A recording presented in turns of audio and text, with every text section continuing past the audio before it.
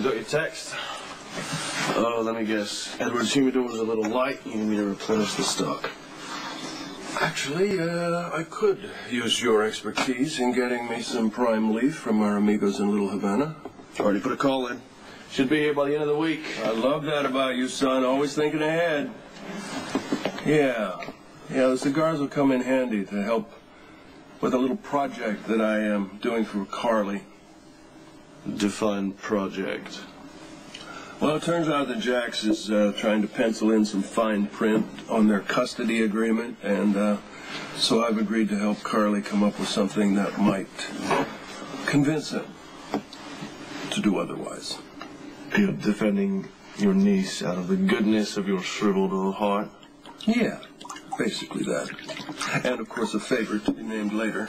Ah, I knew there had to be something in it for you. Always. You know, Jax is a businessman, and insider trading charge, even the threat of one, could do major damage. Yes, but I'm actually in the market for something a little sexier.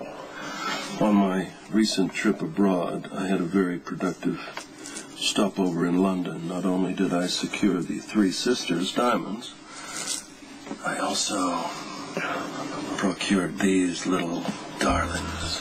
Don't touch, don't touch. You may look, you cannot touch. Fortunately, they're too hot to move. You stole the fever diamonds? All 7 of them. And since I can't fence them, I figured, why not use them to put a little edge on Carly's argument against Jax. Are you in? Oh, hell yeah. Excellent.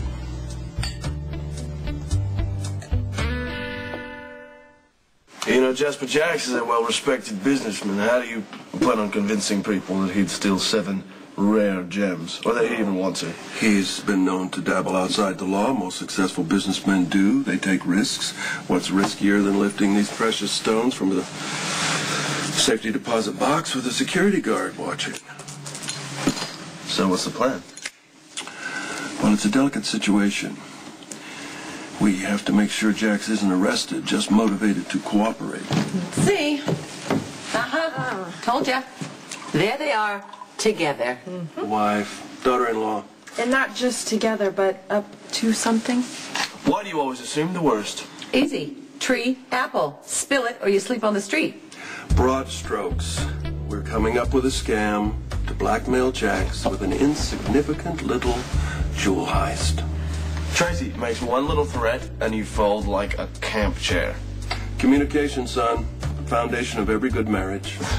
Yeah, Ethan's right. It was way too easy. What are you really up to? Polite conversation requires a response that doesn't bring the conversation to a grinding halt with baseless accusations, wife. Baseless accusations. Allow me to make the list. Let's see, our first marriage, based on a lie. Our honeymoon in Prague, based on a lie. How about the nice gift that you sent from Europe? Proof of your lies. I would be a fool to believe anything that comes out of your mouth. Back me up here, Dodge. Okay. Luke is actually having an uncharacteristic moment of truth-telling. See, Carly's caught up in this custody battle, and she wanted Luke to help persuade him to be more reasonable. And naturally you were just, too happy to help. Well, it's not as bad as it sounds. I mean, it's more like reaching out to a mother in need.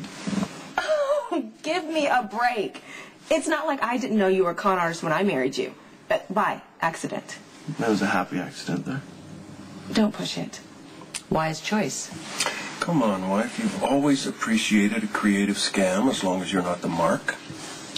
Therein lies the problem. Your last scam got me arrested. A gross error of judgment on my part for which I grovel in mortification. Okay.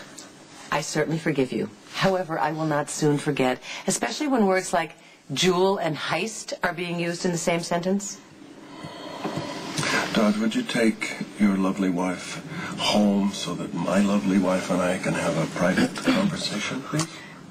Translation, Ethan better get busy reeling in the bait while you pacify your wife. You are such a lucky man. Don't I know it.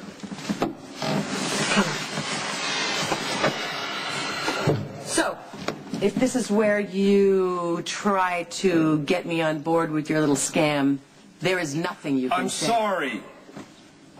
Sorry? Sorry. Wife, you have had to put up with more than your share being married to me. Both legally and otherwise. It hasn't been a picnic. How do I know this? Because you have complained about it non-stop for years. But somewhere along the way, your constant nagging has become endearing. Gee, you really know how to flatter a girl. This is an apology. Well, your execution needs work. A gift goes a long way. Well, I'm getting to that. Lead with it. Do you want to keep interrupting, or would you just please let me say what I have to say? Say it. Okay. You wanted a beautiful wedding. You deserve a beautiful honeymoon to go along with it. So, what I'd like to do is take you anywhere in the world that you want to go. Anywhere at all. Rio, Bali, Shanghai. Home to all your favorite fences. No.